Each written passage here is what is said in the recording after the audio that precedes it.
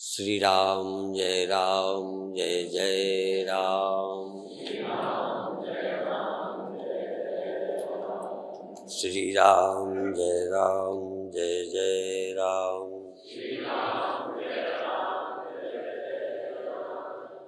श्री राम जय जय राम।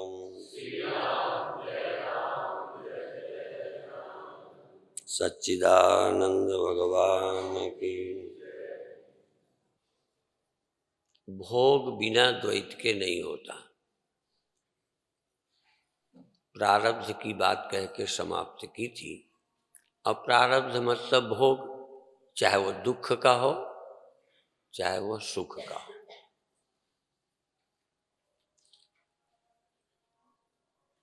और भोगना भ्रांति है, भोग्य भी भ्रांति है, भोगना भी भ्रांति है और भोक्ता भी भ्रांति है। और तुम अपने को भोक्ता माने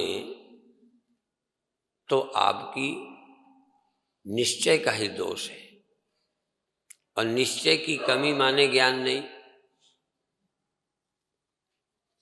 इसलिए इस प्रारब्ध का भोग मैं ये नहीं कहता कि कोई को नहीं होगा। अभी तो आप भोगता ही भोगता हो, कभी दुख कभी सुख, कभी लाभ कभी हानि, कभी मौत कभी जीवन। जी रहे हो तो खुश हो रहे हो, जबकि वो जीना नहीं है। सपने में भी यदि बच जाओ तो खुश हो गए।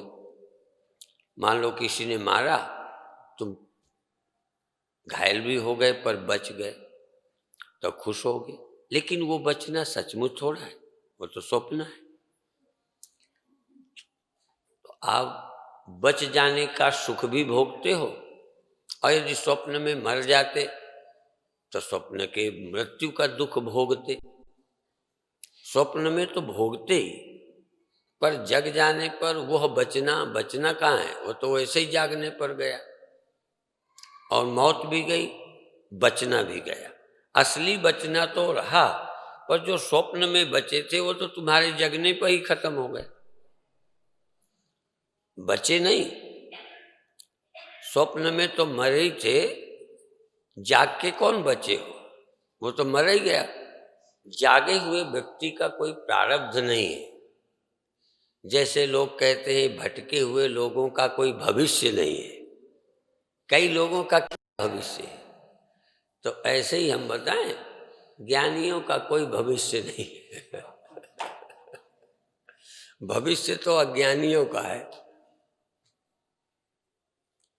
इसलिए ज्ञानी को कोई भविष्य की चिंता भी नहीं है। अज्ञानी भूत की बातें याद कर पछताता नहीं। जागा हुआ स्वप्न की बीती बातों को याद करके पश्चाताप नहीं करता। तो जो बीती बातों के याद करके दुखी रहता है और भविष्य की चिंता करता है, वह ज्ञानी नहीं है। घबराना मत। अभी तुम करते हो, हम करते हैं। जरूरी नहीं कि आप एकदम कहो नहीं करते, पर नहीं करना चाहिए। सावधान होना चाहिए, बार बार स्वरूप का स्मरण करना चाहिए। और कहते थे कि यदि तुम प्रारब्ध मान के भोगते हो तो वेदांत को हानि है, वेदांत को ये स्वीकार नहीं है। और जो श्रुति ने कहा है उस सिद्धांत का क्या होगा? इसलिए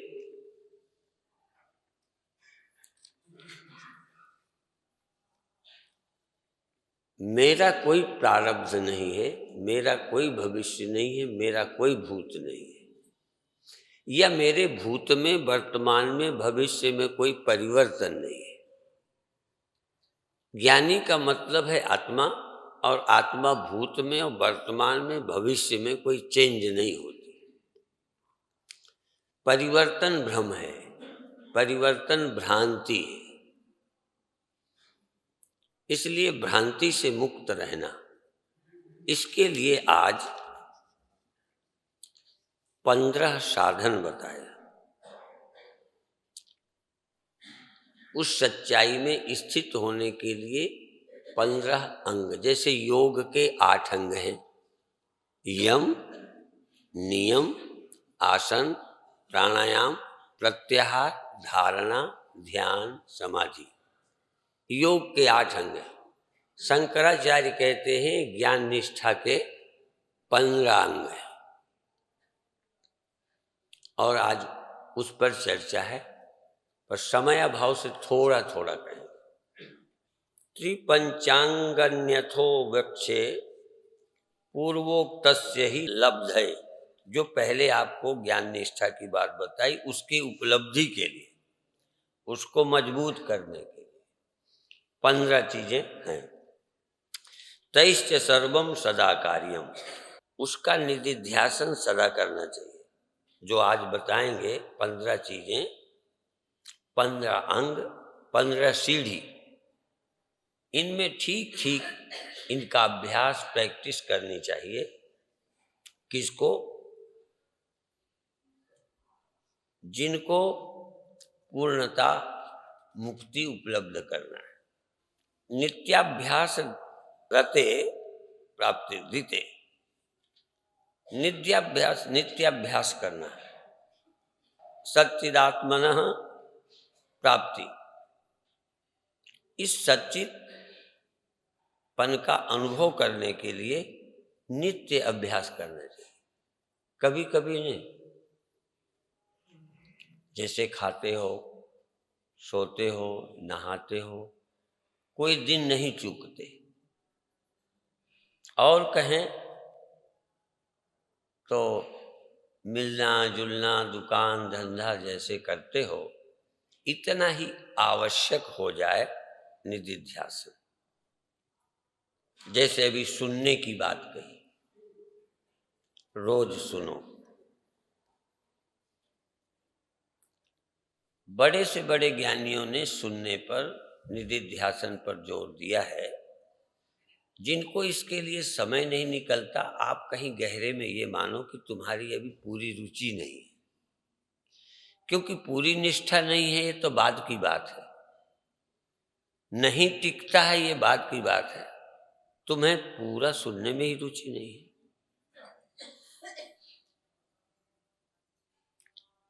सुनने में लगन होगी तो अगला कदम, अगला चरण, अगली अवस्था आप ही आएगी। कई लोग अपनी गरीबी के खिलाफ खड़े नहीं, एक्सेप्ट करते हैं। ठीक है, कई गरीब रहने में राजी से है, आलसी है। तुम मुक्ति थोड़ा थोड़ा चाहते हो, यदि मुफ्त में मिल जाएगी तो मिल जाएगी, नहीं कोई बात नहीं। पड़ा हुआ रुपया मिल जाएगा तो मिल जाएगा। हम ज्यादा मेहनत करके अमीर होने वालों में नहीं है। ऐसे लोग हैं, लाखों हैं। अमीर से चिढ़ने वाले तो हैं, पर अमीरी का प्रयत्न करने वाले नहीं है। तो जब सांसारिक सफलताएं बिना प्रयत्न के नहीं मिलती, तो ये आत्मनिष्ठा कैसे मजबूत होगी? अभी तो हमको आत्मनिष्ठा के लिए प्रयत्न करते हैं, तुम तो हमसे पहले ही मुक्त हो गए। आज भी जब बोलते हैं, सुनते हैं, पढ़ते हैं, सोचने हैं, तो जैसे उसमें और धार आ रही है, स्पष्टता बढ़ रही है। अभी परसों नरसों गोविंद भाई कहते हैं, वैसे तो ये कई बार दोहरा चुके, जब भी कोई प्रवचन होगा, कोई नई बात आ जाएगी, ज्यादा स्पष्ट होगी, तो ये कहते हैं स्पष्टता भी अनंत है, स्पष्टता का भी अंत नहीं है। कभी लगेगा आज तो बिल्कुल क्लियर हो गया, अगले दिन उससे ज्यादा हो जाता है। जैसे कोई कहे दाढ़ का दर्द सबसे ज्यादा है, अगले दिन कान का हो गया। लगता भाई कान का दर्द ना हो, अब किसी लोग कहते भाई यही दर्द सबसे ज्यादा हो, किसी दिन का पेट का हो गया, तो कहते हैं और चाहे कोई हो जाए, पेट का नहीं होना, सबसे ज्यादा वही दर्द होता है। इसी तरह स्पष्टता जिस दिन होती है, लगता है बस आज तो पूरी ही हो गई, इससे ज्यादा क्या हो सकता है। पर फिर किसी दिन इतना लगता है कि बस आज तो कमाल ही हो गया, आज तो हम पहुंचे ही गए, आज तो कोई संदेह रहा ही नहीं। अब यदि कोई नहीं रहा, कोई दृष्टि नहीं रही, तो अगले दिन बहुत अच्छा क्यों लगता है? इसलिए अब ये कहा गया कि यदि आप हतोत्साह न हो तो संतुष्ट भी न हो। हतोत्साह तो नहीं होना चाहिए, पर संतुष्ट हो के बैठ जाओ कि अब क्या सुनना, तो समझ ही गए। यदि आज भी हमको समझाकर लगता है कि आज ज्यादा क्लियर हुआ है, तो श्रोताओं को भी लगेगा कि आज ज्यादा क्लियर हुआ है। और भी एक बार गोविंद भाई बोले कि ये तो आज तक मैंने नहीं सुना, ये तो मैंने पहले बार सुना है। कोई प्रवचन की बात कही, ये मैंने पहले बार सुनी है। हमने कहा तो सुनोगे पहली बार, मैंने तो कही पहली बार है। कई बार कैसेट के मामले में सोचते हैं लोग कि सब कुछ तो इसमें आ ही गया है, सब कुछ हम ही नहीं कह पाए तो तुम्हें क्या आ गया है। सब कुछ एक बार में नहीं कहा जा सकता। और शंकराचार्य को यदि एक पुस्तक में, हमें तो लगता है बस एक ही पुस्तक काफी है, समझ में आया, पर शंकराचार्य ने 20 पुस्तकें क्यों लिखी? कुछ दिमाग गड़बड़ था क्या?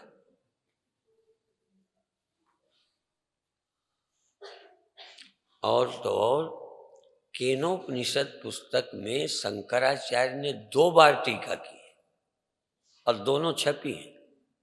पहले एक टीका करी भाष्य, एक भाष्य किया, फिर भी उन्हें संतोष नहीं हुआ, लगता है कई चीजें रह गई, ये चीज और क्लियर करनी चाहिए, तो फिर की। अलग अलग ग्रंथों में अलग अलग भाष्य, अलग अलग ग्रंथों में अलग अलग आचार्यों के भाष्य तो बहुत सुनने को देखने को मिले, पर एक ही आचार्य का एक ही पुस्तक पर 2 बार भाष्य करना, इसका मतलब गुरु भी पूरा पूरा स्पष्ट नहीं कर पाते, नहीं दोबारा कहने की क्या जरूरत है।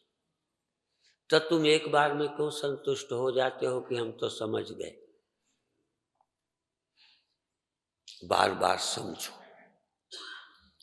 फिर ये जो शिकायत है कि निष्ठा नहीं रहती, ये बार बार सुनने से ही, निधिध्यासन से ही पूरी पड़ेगी।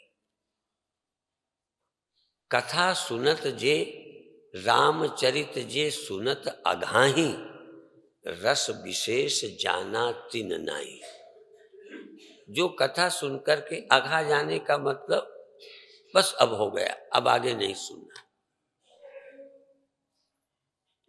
संसार के विषय दोबारा दोबारा, कोई ये नहीं कहता एक बार पत्नी को मिल ले, अब क्या करना है, एक बार ये खा लिया, अब क्या खाना है। पसंद की चीज बार बार खाते हो तो ये सुनना पसंद नहीं है। इसको रिपीटिशन में क्या डर है, इसको दोहराने में क्यों थकान आती है। और फिर और भी एक रोग है, सुनाने में आदमी नहीं थकता, सुनने में थक जाता है। यदि तुम वक्ता होते ना तो समय के लिए लड़ते। मंच मंत्री की और वक्ता की 99% झगड़े रहते हैं। मंच मंत्री कहता है 20 मिनट दिए थे, आपने 25 बोला, वो कहता है 20 दिए थे, मैंने 15 ही बोला है। जब हमको आनंद आता है तो समय बीतते पता नहीं चलता। मंच मंत्री को औरों को देता है तो चाहे वो 20 ही बोला हो, 25 लगता ही है। ये बात ऐसी नहीं है कि वक्ता ही से गलती होती हो। मंच मंत्री को बेचैनी होती है, ये खींचे ले जा रहा है, खींचे, आगे का क्या होगा। कभी कभी तो मंच मंत्री का इतना नुकसान है कि अच्छी से अच्छी बात सुनता नहीं, वो उसको खींचता ही रहता है। ये आपको नहीं मालूम, मंच मंत्री को और वक्ताओं को ही मालूम है। समय ज्यादा लगने लगता है, कम भी लगने लगता है। बोलने वाले को लगता है मुझे कम समय मिला, और बीच में ही रोक दिया, ऐसा लगता है। ये लगना बड़ा खतरनाक है। ऐसे ही तुमको लगता है हजारों जगह, कोई एक ही विषय नहीं, ये तो उदाहरण है। उदाहरण का मतलब ये प्रवचन की ही बात नहीं है। कहीं लगाओ, कोई से उकताए हो, उसका बैठना, उसका पूछना, लगता है ये आदमी को कोई काम नहीं है। ऐसे भक्तों को हम चिपकू बोलते हैं, चिपकू।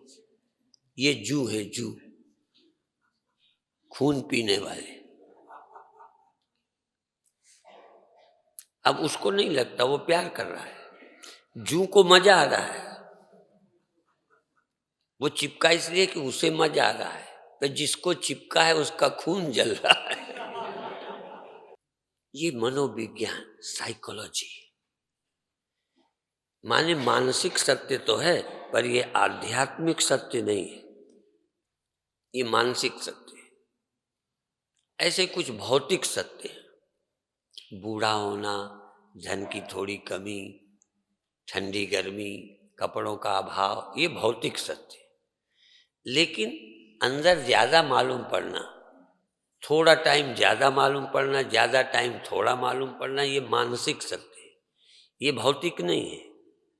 ये वो टाइम नहीं है, वो टाइम तो एक ही जैसा है। अच्छा, स्वप्न में तुमको 1 घंटा सैकड़ों बरस जैसा नहीं लगता?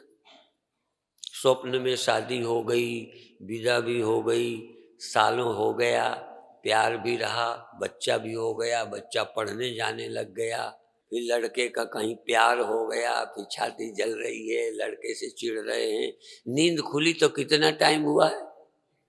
1 घंटा। तो तुम्हारा वाला टाइम, ईश्वर वाला टाइम एक ही है। वैज्ञानिक का टाइम अलग है, मानसिक टाइम अलग है। अभी आप लोग तो एक ही से परिचित हैं, जैसे भौतिक ही जगत है, मानसिक भी है, स्वप्न भी है, स्वप्न का समय भी है। एक आध नशेड़ियों को मैंने देखा, वही भोजन वही मिठाई अभी खाएं तो कोई खास मजा नहीं आता। जब वो एक लगा लेते हैं ना, तो मैंने ऐसे लोगों को देखा, आ क्या नशेड़ी जब खाता है तो समाधि में रहता है।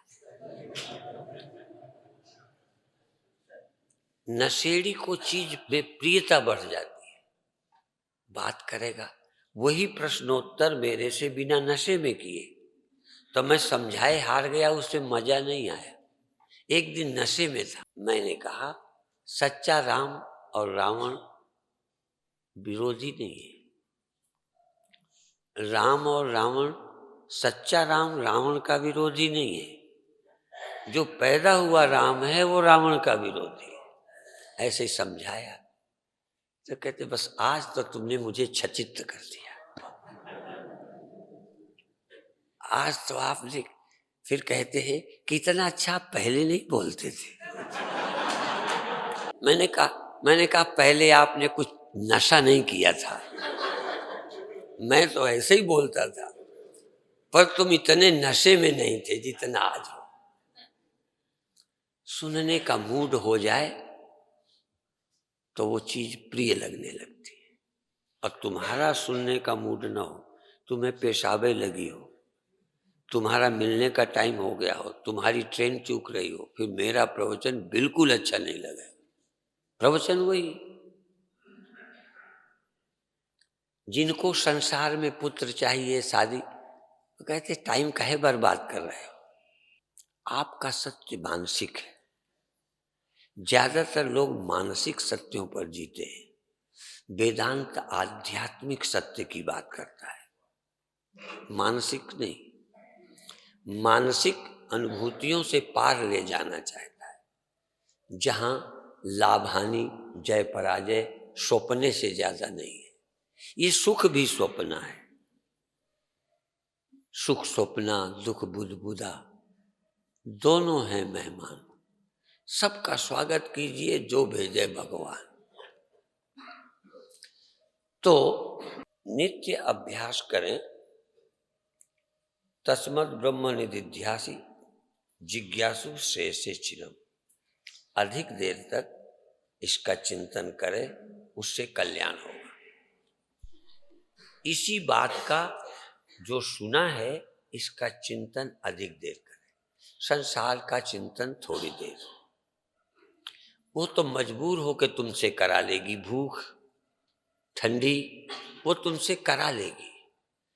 करना तुम्हें ये है, प्रकृति तुमको काम करा लेगी, भूख तुमको रोटी खाने को मजबूर कर देगी, उसका क्या करना चिंतन। जो नहीं हो पा रहा उसका चिंतन करना है। इसलिए अध्यात्म का अधिक चिंतन करिए। तो अब 15 चीजें शुरू कर रहे हैं। यमो हि नित्यमस्यागो मौनम देशस्य कालता आसनम मूल बंधस्य देह श्यामम च दृक् स्थिति प्राण संयमनम चैव प्रत्याहारस्य धारणा आत्मध्यानम समाधिश्च प्रोक्तांगानि वैक्रमा। क्रम से हमने 15 चीजें कही। शुरुआत यम से। योग में यम नियम आदि का वर्णन है, पर शंकराचार्य उन योग और यम नियमों की बात नहीं कर रहे। शंकराचार्य अभ्यास के विरोधी तो नहीं है, उन यम नियम आसन आदि के विरोधी नहीं है, पर वो ये कहते हैं ये प्रारंभिक बातें हैं। कोई चीज जो तुम कर रहे हो शंकराचार्य जैसे अविरोधी, माने किसी के विरोधी नहीं है। पूजा पाठ तीर्थ गंगा भजन नाम जप प्रकाश साधना योग संयम चरित्र सब चीज के पक्षधर है। लेकिन जब मुक्ति का प्रश्न आता है तो जरा भी लचीले नहीं है। जैसे मुसलमान काम अच्छा करते हैं, वर्कशॉप अच्छा है, गाड़ी की सर्विस अच्छा करेंगे, लाउड स्पीकर अच्छा लगाएंगे, ईमानदारी से काम करेंगे, पर मजहब का प्रश्न आ जाए तो जरा भी रियायत नहीं करते। व्यक्तिगत मुसलमान बहुत अच्छा है, पर सामूहिक मुसलमान बड़ा खतरनाक है। और इसी तरह सामूहिक हिंदू बहुत अच्छा है। समूह में होगा बड़ी ऊंची बात करेगा, वैर नहीं करना चाहिए, सब एक ही है, मनुष्यता ही है। ये जब भीड़ में होगा बड़ी अच्छी बातें करेगा। अकेले इस जैसा बदमाश कोई है, बुरा नहीं मानना। हिंदू व्यक्तिगत बुरा है, पर समूह में बड़ी अच्छी बातें करते। मुसलमान व्यक्तिगत बहुत अच्छा है, पर जब इकट्ठे हों तब समझना शैतान इन जैसा कोई नहीं है। ये दो स्थितियां हैं। तो शंकराचार्य बहुत उदार है, हर साधन का महत्व समझते हैं। लेकिन जब मुक्ति का प्रश्न आता है तो किसी को नहीं बख्शते। वो कह रहे हैं ये यम नियम त्याग मौन देश काल आसन मूलबंध देह की समता नेत्रों की स्थिति प्राणायाम प्रत्याहार धारणा ध्यान और समाधि, ये क्रम से 15 अंग हैं। निदिध्यासन के 15। निदिध्यासन में कहाँ कहाँ सावधानी रखनी है ये बता रहे हैं। सर्वम ब्रह्मेति विज्ञानात्, सर्वम ब्रह्मेति विज्ञानात्, सब ब्रह्म है ये विज्ञान, ये समझ। चिंतन करके युक्ति से तर्क से प्रमाण से पहले अनुभव करो कि सब ब्रह्म है। उदाहरण ढेर दे दिए, लोहे का, मिट्टी का, पानी का, बुलबुले का, इतने उदाहरण दिए। किसी का सहारा लेकर स्वप्नों का उदाहरण देकर ये सिद्ध की कि अधिष्ठान सत्य वस्तु एक है और बाकी सब प्रतीति है। तो क्या करो, सर्वम ब्रह्मेति विज्ञानात्, सब ब्रह्म है इस विज्ञान द्वारा।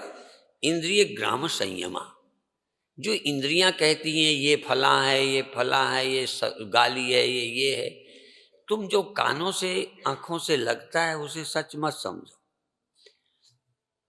जो आंखों से लगता है ये घड़ा है, ये सकोरा है, ये ईंटा है, नहीं, जो तुमने बुद्धि द्वारा ठीक से विचार करके देखा है कि ये मिट्टी है, वो देखो ना।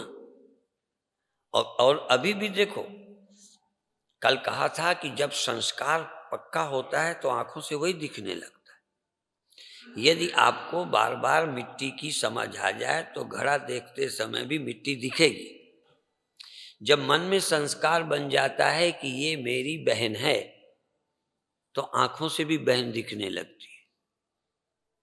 जबकि आंखों से सिर्फ नारी की देह दिखती है, नारी का शरीर दिखता है, वो कोई बहन माँ और कुछ नहीं दिखता। लेकिन यदि आपकी बुद्धि में डाल दिया जाए तो फिर वो बहन दिखती है।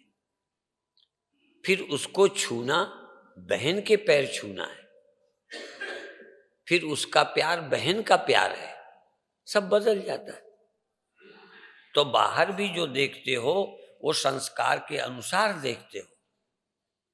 तो यदि एक बार ये लग जाए कि मिट्टी के ही ये सब बर्तन हैं तो फिर हर बर्तन में मिट्टी ही दिखेगी। एक बार यदि ये स्पष्ट हो जाए कि ये चैतन्य ही, ये आत्मा ही अज्ञानता से माया से सब कुछ बनकर दिखी है, तो अब तो तुम्हें ज्ञान हो गया। जब आपने मिट्टी का कोई बर्तन बनाया था या जब तुमने कोई गहना पहनने के लिए बनाया था तब तुम्हारी जरूरत गहने की थी, तब तुमने गहना बनाया और गहना ही माना और गहना मान के पहना और गहना मानकर आनंदित हुए। कभी कभी कुछ माताएं हम लोगों को भी ऐसी चीजें दे देती है। कभी कभी कथा में चूंकि ये भागवत सुनती रहती है तो चूड़ियां देना, साड़ी देना। अब मान लो मेरी अपरोक्षानुभूति में तुम चूड़ियां चढ़ा दो, साड़ी चढ़ा दो तो मैं क्या करूं? तो पंडित तो खुश होते हैं, पंडितानी के काम आ जाएंगी। अब मैं तुम्हारी चूड़ी पहनूंगा क्या?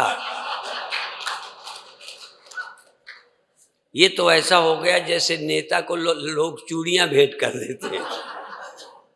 किससे तो स्त्री होते तो ठीक है। तो इसी तरह से कई लोग मुझे गहने भेंट कर देते हैं, तो मैं सिर्फ तोड़ाने के बजाय क्या करूंगा? मुझे तो सोने की कीमत है, मुझे तो गहने की है नहीं। कई लोग कहते हैं कि हम आपको ये चीज देते हैं। कमला मिश्रा ने एक जंजीर दी, मैंने तब भी कहा मैं नहीं पहनूंगा, उनके सामने पहन लिया, अब धरिए। उन्होंने फोन किया कि इस बार जन्मदिन में एक दिन जरूर पहनना। मुझे होश ही नहीं रहा। फोन करते हैं लोग, अब वो मैं जानता हूं कि उन्हें बुरा लगेगा नहीं, अभी तक मैं बेच देता, क्योंकि उसकी जरूरत नहीं। तो जिनको गहना पहनना है, इस मोह के कारण तुमको गहना कीमती लगता है। यदि पहनना ना हो तो सोना है। और भी मैं बात बताऊं, जब तुम गहना खरीदने जाते हो तो सोने में बनवाई के पैसे ले लेता है वो, सोने के रेट में बनवाई जोड़ता है। और तुम अपना गहना बेचने जाओ तो बनवाई का 1 रुपया नहीं देता,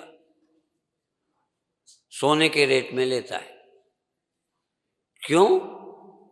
क्योंकि वो क्या करेगा, वो तो बेचने के लिए बनाता है, वो घर में क्या करेगा उसका। सोनार के यहाँ खुद भी वैल्यू अपने लिए नहीं है गहने की, ग्राहक के लिए है। तो ये जो तुम्हारे यहाँ नाम रूप सृष्टि की वैल्यू है वो इंद्रियों से सुख लेते हो इसलिए है। यदि इसमें सुखा शक्ति चली जाए तो स्त्री क्या होती है? ये क्या है संसार? यदि आत्म सुख का जागरण हो जाए, आत्मानंद अनुभव में आ जाए तो रूप क्या है? इसलिए यह मंत्र बोलता है सर्वम ब्रह्मेति विज्ञानात् इंद्रिय ग्राम संयम। इंद्रियों के समुदाय का संयम क्या है? तुम कहोगे देखो मत, तुम कहोगे आंख बंद करो, तुमने कहो विषय से इंद्रियां, मन विषयनते रोकनो, समते ही कहा सुधीर, इंद्रिय गण को रोकनो, दम्भासत बुसबीर। पर ये क्या कह रहे हैं कि विषय है क्या। तुम घड़ा देखते हो, मिट्टी देखो, हटाना कहाँ से है नजर। जहां तुम घड़ा देख रहे हो वो मिट्टी है कि नहीं, यदि ये समझ है तो आंख में पट्टी की जरूरत नहीं है, इंद्रिय संयम हो गया। शंकराचार्य की दृष्टि से इंद्रियों के विषय को ग्रहण करना नहीं, विषय को विषय की तरह ग्रहण नहीं करना, घड़े को घड़े की तरह नहीं ग्रहण करना, मिट्टी की तरह ग्रहण करना, बात खत्म हो गई। स्त्री स्त्री नहीं है, व्यक्ति व्यक्ति नहीं है, संसार संसार नहीं है, ब्रह्म है। पर यह बात नहीं होनी चाहिए, केवल ये सच्चाई होनी चाहिए। यदि पहनने की आसक्ति नहीं है तो आपको सोना जल्दी दिख जाएगा। पहनने की रुचि हो तो सोने की कीमत आप नहीं करोगे। शादी के दिन जब पहन के जाना हो, तुम्हारे सब गहने गला के सोना 1 तोला बढ़ा भी दें, अपनी जेब से 10 किलो सोने के 11 तोले दे दिए, पर गहने गला के दे दिए, आप खुश होगे? कहें सोना चाटें क्या, मौके में तो पहनने के काम नहीं आए। बाजे वाले आवे और शादी के 1 घंटे बाद आवे, आते हैं ना बजाने वाले, तो कितने रुपए देना पसंद करोगे? लाउड स्पीकर यदि शिविर के 1 दिन बाद लगाता तो हम कितने रुपए देते? क्या वैल्यू? तो वैल्यू तो तुम्हारी चाह के कारण है। वस्तु की कोई वैल्यू नहीं, गहनों की वैल्यू नहीं, तुम्हारी चाह की वैल्यू है। तुम्हारी चाह ने उनको कीमती बना दिया है। तुम्हारी वासना से जगत का मूल्य बन गया है। और यदि तुमको जिज्ञासा हो जाए, मोक्ष चाहो तो ब्रह्म की वैल्यू बढ़ जाएगी, संसार की वैल्यू 2 कौड़ी नहीं।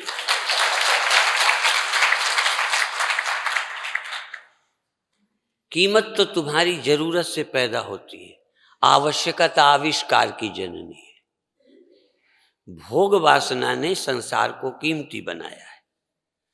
मोक्ष की इच्छा ने जगत की वैल्यू नहीं रहने दी, जीरो कर दी, कुछ भी वैल्यू नहीं। तो कहते हैं इंद्रिय संयम, ब्रह्म चिंतन।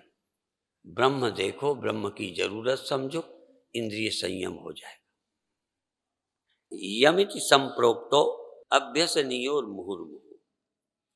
और यम क्या है? जैसे इंद्रिय संयम ऐसे यम, योग में यम है, यम नियम आसन।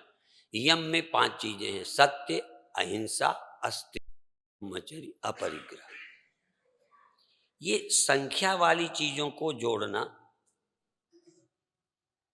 हमें सोना चाहिए, गहना चाहिए नहीं, अनेक तरह की चीजें नहीं चाहिए, हमें सिर्फ सोना चाहिए। यदि मुझे खरीदना हो ना, मुझे, तो मैं गहने कभी ना खरीदूं।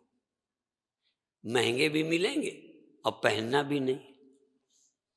और तुम्हें यदि जरूरत हो ना, तो तुम सोना नहीं लोगे, पति से कहोगे गहना ले आओ। फर्क समझो। तुम रूप के प्रेमी हो, हम स्वरूप के प्रेमी हैं। तुम संसार के ग्राहक हो, हम ब्रह्म के ग्राहक हैं।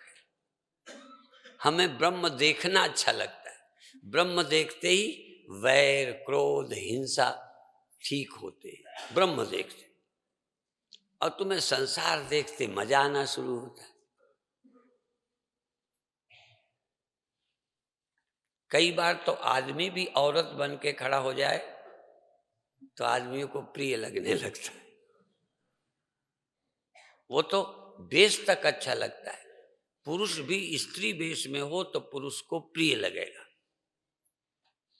कई बार स्टेशनों पे मिल जाते हैं वो बाल घोटे और पूरी बिल्कुल औरत बन के रहते हैं। एक जगह हमने कहा ये स्त्रियां हैं, तो दूसरा कहता है नहीं, ये तो वो दूसरे लोग हैं। फिर बड़ी रिसर्च करके पता चला कि नहीं, वो सब आदमी ही हैं। वो इतना ढंग से बनते हैं। अब ये स्त्री क्यों बनते? ज्यादातर नाच नौटंकियों में लोगों को स्त्री देखने की इच्छा होती है, उसी में उनका काम चलता है। स्त्री बन करके पुरुष भी आए तो तुम्हें प्रिय लगेगा। और यदि तुम मुक्ति चाहते हो तो पुरुष भी, स्त्री भी यदि पुरुष उसमें हो तो थोड़ा मन अच्छा हो जाएगा। यदि तुम निर्विकारता चाहते हो तो स्त्री पुरुष शकल में हो, और विकार चाहते हो तो पुरुष भी स्त्री की शकल में हो। मोक्ष चाहते हो तो जगत भी ब्रह्म दिखना चाहिए। सद्गुरुदेव भगवान की जय। और कामना की पूर्ति करनी हो तो ब्रह्म को भी जगत दिखना चाहिए। कामनाओं से देखा गया ब्रह्म संसार है, और मोक्ष की इच्छा से देखा गया जगत ही ब्रह्म है। इसलिए यम क्या है? सत्य, अहिंसा, अस्तेय, ब्रह्मचर्य और अपरिग्रह। तो कहते यम की पूर्ति ब्रह्म देखने से, और कोई है नहीं, जमा क्या करोगे? संग्रह तब करो जब और कोई एक है। एक का संग्रह नहीं कर सकते हो तो है ही, और कुछ है नहीं, और कोई है नहीं, हिंसा किसकी करोगे? अपनी तो हत्या करोगे नहीं, अपने सिवा कोई है नहीं। तो सत्य अपने आप आएगा। झूठ किससे बोलते हो? तुम चोरी करते हो तो अपने से भी झूठ बोलते हो। तुम क्या अपने से झूठ बोल सकते हो? झूठ तो हमेशा दूसरे से बोला जाता है। क्या अपनी जिंदगी का तुम्हें पता नहीं है? तो झूठ बोलना, और जिसको ब्रह्म रहने में, ब्रह्मचर्य रहने में, जिसको अपनी ऊर्जा नष्ट करने में रुचि नहीं है, जो ब्रह्म रहता है और कुछ देखना ही नहीं चाहता, क्योंकि और कुछ देखते ही ऊर्जा का ह्रास शुरू हो जाता है। और का ख्याल आते, और है, दुश्मन है तो आपकी शांति गई, और से आपकी प्रीति, और से आपका जो वैर है शुरू हो गया, चिढ़ना शुरू हो गया, मन की शांति गई। तो और के देखते ही वैर, हिंसा, क्रोध, काम शुरू। झूठ, सत्य नहीं बोलना। तो ये सारे यम की पूर्ति तुम्हें जोर से करनी पड़ती है। पर वेदांती कहता है जब तुमको काम बुरा लगता है, क्रोध बुरा लगता है, ईर्षा, झूठ अच्छा नहीं, तो ये बिना ब्रह्म देखे हो नहीं सकता। तो तुम ब्रह्म का चिंतन करो अपनी, इस तो ये अपने आप पालन हो जाएगा। इसलिए बार बार क्या करो? ब्रह्म विचार, ब्रह्म विचार, मुहुर्मुहु बार बार तुम अपनी आत्मा का चिंतन करो। निर्वैर, अक्रोध, निष्काम, निर्द्वंद। अभी तुमको काम में प्रियता है, अभी निष्काम की प्रियता नहीं समझ आई, अभी व्यभिचार की सुखानुभूति है, ब्रह्मचर्य का आनंद अभी आपको ख्याल में नहीं है। और काम के सुख का जन्म बिना द्वैत के नहीं हो सकता। इसलिए जिससे बचना चाहते हो अपनी आत्मा का विचार करो। इसलिए ये साधनों की विधि बदल रहे हैं। साधन तो आवश्यक है, लेकिन साधन और तरह के हैं। उसमें आंख बंद करो, देखो मत, उससे बात मत करो। और हमारे यहाँ है कि घड़े को घड़ा मत देखो, मिट्टी देखो, खूब बात करो।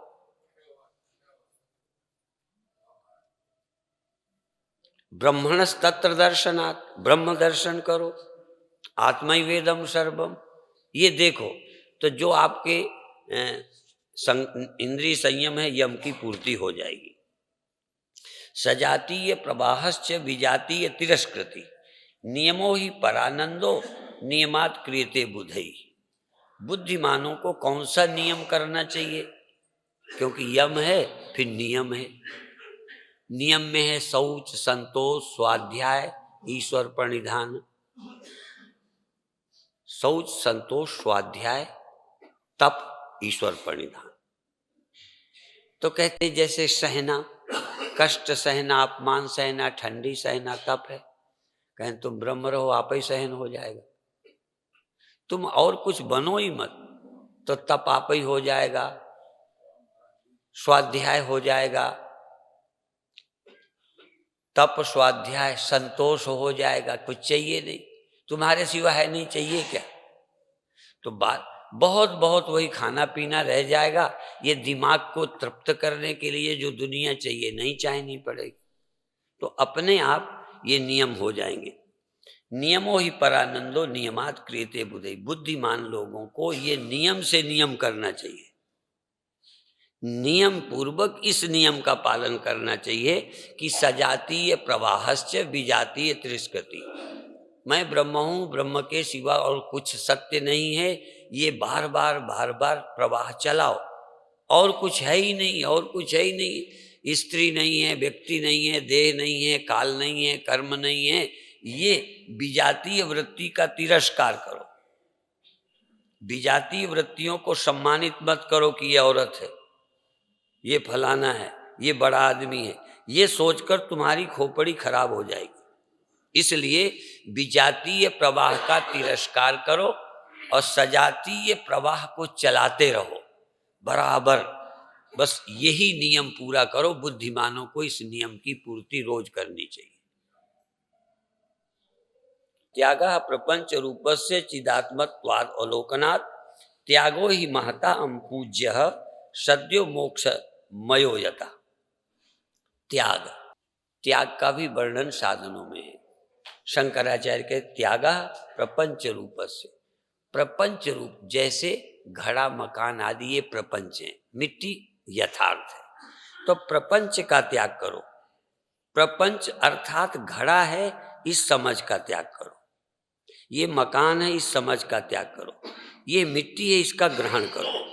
तो त्यागः प्रपंच रूपस्य, प्रपंच रूप का त्याग करो। चिदात्मात्वावलोकनात्, चैतन्य का अवलोकन करो। जैसे मिट्टी का ख्याल करो, बनावटी को, सोने का ख्याल करो, गहनों का त्याग करो, गहनों की दृष्टि का त्याग करो।